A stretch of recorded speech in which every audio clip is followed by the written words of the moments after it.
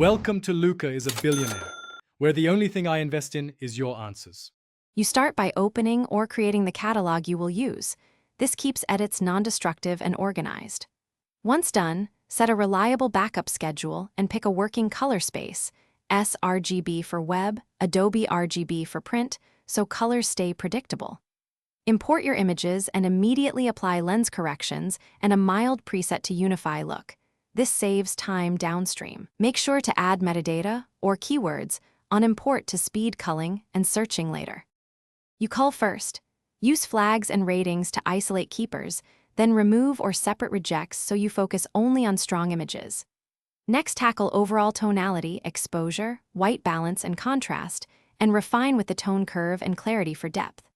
Once global tone is good, switch to local adjustments, radial and graduated filters for light shaping, and the brush or mask tools for selective color, exposure, or sharpening. This layered approach prevents over-editing and preserves natural. You finish by applying final color grading and selective sharpening tuned to the target output, lower noise reduction for detailed prints and increase for high ISO web images.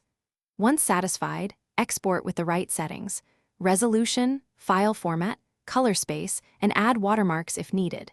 Make sure to back up the catalog and exported files immediately. If edits look wrong, use history or reset the develop settings for that image. This recovers earlier states without breaking your catalog. Thanks for watching and please subscribe. It's the best investment you'll ever make.